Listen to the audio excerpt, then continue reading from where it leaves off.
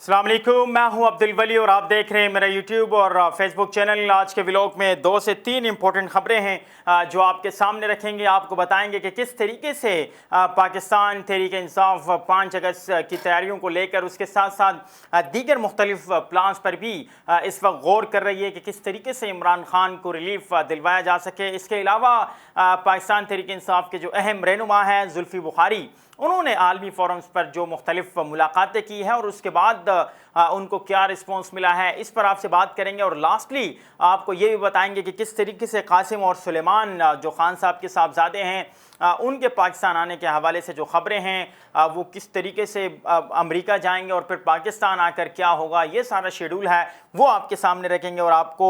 इन खबरों पर जाने से पहले ज़रूर रिक्वेस्ट होगी कि अगर अब तक आपने चैनल सब्सक्राइब नहीं किया है तो ज़रूर सब्सक्राइब करके अपने दोस्तों के साथ शेयर करें। आपको बताएं कि तहरीक इंसाफ जो ऑलरेडी खान साहब 5 अगस्त की डेट दे चुके हैं, उसके हवाले से तैयारियां भी जारी है। लाहौर में एक बहुत बड़ी बैठक हुई और अब ज़रा इस बात को कंफर्म कर रहे हैं कि बाकायदा तौर पर कराची में भी एक बहुत बड़ी उसी तरह की बैठक हो सकती है जिसमें गंडापुर, बैरिस्टर गौर समेत पार्टी की पूरी क़यादत उसमें शिरकत करेगी। और सिंध से भी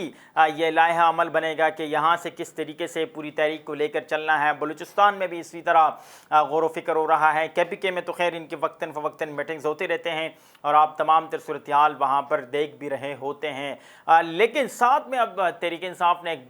दूसरा बड़ा फैसला किया है जिसे हाफिज़ नईम साहब जो अमीर जमायत इस्लामी पाकिस्तान है उन्होंने कन्फर्म भी किया है कि उनकी जानिब से यानी तहरीक इंसाफ की आला जो क़यादत है जिसमें बैरिस्टर सलमान अकरम राजा चेयरमैन पाकिस्तान तहरीक इंसाफ, उनकी जानिब से भी उनके साथ जो है वो रब्ता किया गया है बैरिस्टर गौर साहब की जानिब से कि आप सालिसी का किरदार अदा करें तहरीक इंसाफ के दरमियान और हुकूमत के दरमियान, आप सालिसी का किरदार अदा करें और किसी तरीके से मामलात को बेहतर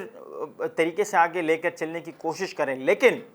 हाफिज़ नईम साहब ने यह कहकर मना कर दिया है कि जब तक आप खान साहब का मैंडेट लेकर मेरे पास नहीं आएंगे, जब तक आप खान साहब की अप्रूवल मेरे पास नहीं लेकर आएंगे और तमाम तर इख्तियारात मुझे नहीं देंगे,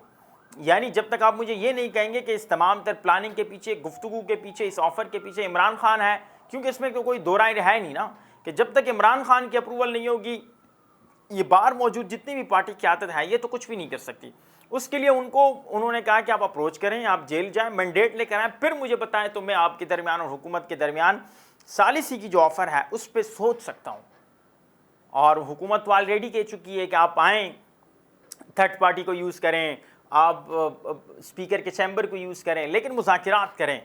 अब तहरीक इंसाफ मुख्तलिफ प्लान के साथ आगे चल रही है। आया ये उनके किसी मंसूबे का हिस्सा है कि एक तरफ हम मुज़ाकिरात करेंगे, एक तरफ प्रेशराइज़ करके हुकूमत से अपने मुतालबात मनवाएंगे, ये चीज़ें वाज़ेह नहीं है। लेकिन मतलब यानी वाज़ेह ना होने से मुराद ये है कि तहरीक इंसाफ ने खुल कर आकर नहीं बताया कि एक तरफ ये होगा, एक तरफ ये होगा, ये होगा, plan A, plan B, plan C. लेकिन इस वक्त लग ये रहा है कि तहरीक इंसाफ 2-3 महाजों से हुकूमत पर हमला करना चाहती है। यानी हुकूमत के पास जो ये कार्ड मौजूद है कि हम तो मुज़ाकिरात की बात करते हैं, प्राइम मिनिस्टर ने असेंबली फ्लोर पर भी आके मुज़ाकिरात की बात की है, यानी हुकूमत के पास ये एक पोजीशन मौजूद है। मीडिया टॉक में, मीडिया प्रोग्राम्स में, पब्लिक गैदरिंग में ये बात करके वो हमदर्दियाँ हासिल करती है कि भाईजान वो बात नहीं करना चाहता, हम तो तैयार हैं। अब उसके लिए हो सकता है कि तहरीक इंसाफ ये कार्ड इस्तेमाल करना चाहती हो। इसके अलावा जो दूसरी बड़ी इंपॉर्टेंट खबर है वो कासिम और सुलेमान के पाकिस्तान आने के हवाले से हैं।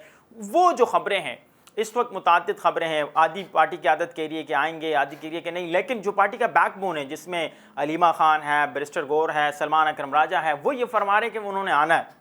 और आके वो तहरीक भी लीड करेंगे। सिर्फ आएंगे नहीं बल्कि तहरीक भी लीड करेंगे, अमेरिका जाएंगे। लेकिन जो हनीफ अब्बासी है, वफाकी वजीर रेलवे हैं, उन्होंने कहा है कि अगर ये साजिश की नीयत से आएंगे तो हम इनके साथ वो करेंगे कि गिरफ्तारी से ये मामलात आगे लेकर आपको बढ़ते हुए नजर आएंगे। यानी उन्होंने तो राना सनाउल्लाह से एक स्टेप आगे जाके बात कर दी। राना सनाउल्लाह तो ये कहते रहे कि आएंगे तो गिरफ्तार होंगे, उनके पास ये दो राय नहीं, इनके पास वो इख्तियार नहीं है कि आइन के मुताबिक कि वो पाकिस्तानी पॉलिटिक्स का हिस्सा बने। और साथ में तो उन्होंने एक टाइम पे ये भी कहा था कि मैं चाहता हूँ कि वो जेल जाए इसलिए कि वो थोड़ा सा सियासत सीखे। अल्लाह के बंदे, वो कासिम और सुलेमान ने कहा 40 डिग्री की गर्मी बर्दाश्त करनी है, और वो तो कभी -2 और -3 और -4 से निकले ही नहीं है। कभी कभार तो 7-8 महीने वहाँ माइनस चल रहा होता है या बर्फ़बारी होती है, तो आप उसको 50 और 40 की डिग्री में रखेंगे, वो तो अगले दिन कहेंगे हमें तौबा है भाई, हमने बाहर जाना है वापस, हमें अब्बा भी नहीं चाहिए। लेकिन खैर اس وقت حنیف عباسی صاحب یہ فرما رہے ہیں کہ کسی کو شر کی اجازت نہیں ہے پاکستان کے اندر کرنے کی، کیونکہ پاکستان کو اس وقت دنیا ماضی کی طرح نہیں ایک الگ طریقے سے ٹریٹ کر رہی ہے جب سے ہم نے ہندوستان کو شکست دیا ہے۔ آپ دیکھیں فیلڈ مارشل کی امریکی صدر سے ملاقات، اس کے علاوہ سری لنکا کے دورے کو بھی ان کی باتیں چل رہی ہے، مختلف ممالک کے صدور سے وہ مل رہے ہیں۔ موٹو ان کا ایک ہے معیشت اور امن، معیشت اور امن، یعنی جس طرح ٹرمپ چاہ رہے ہیں، آپ ٹرمپ کی مینٹلٹی بھی دیکھیں کہ وہ بھی یہی کہہ رہے ہیں کہ آپ آئیں اور ہم سے معیشت پہ بات کریں اور جنگ بندی کریں، جنگوں کو ختم کریں۔ ٹرمپ صاحب بھی یہ فرما رہے ہیں۔ یعنی اس وقت آپ یہ کہہ لیں کہ جو دنیا کی بڑی طاقتیں ہیں ان کی مینٹلٹی سیم ہے، وہ معیشت پلس امن چاہتے ہیں۔ تو یعنی قاسم اور سلیمان قیامت پر حکومت کوئی پریشر نہیں لے گی، گرفتار ہو جائیں گے اگر وہ پاکستان آئیں گے۔ اس کے علاوہ جو خبر ہے وہ زلفی بخاری کے حوالے سے ہے۔ خان صاحب کی جو بڑی سسٹر ہے روبینہ صاحبہ، انہوں نے الزامات لگائے ہیں کہ یہ جو اسٹیٹمنٹس دیے ہیں انہوں نے عالمی فورمز پر جو خطاب کیے ہیں یہ اسٹیبلشمنٹ کے کہنے پر کیے ہیں۔ یہ تمام تر اسٹیبلشمنٹ کی ایک سازش ہے کسی طریقے سے زلفی بخاری کو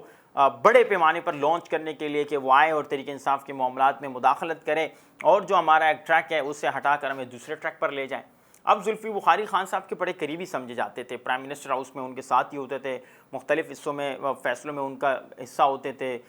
شامل ہوتے تھے بڑی بڑی اہم میٹنگوں میں۔ ان کے اوپر خان صاحب کی جو بڑی بہن ہے وہ الزام لگا رہی ہے کہ اسٹیبلشمنٹ نے لانچ کیا ہے، کیونکہ خان صاحب نے جب ان کو ذمہ داریاں دی، حکومت میں بھی تھے، تب بھی انہوں نے کچھ نہیں کیا، کارکردگی زیرو رہی، اور جب سے خان صاحب جیل گئے اور یہ جب سے ملک سے فرار ہوئے ہیں،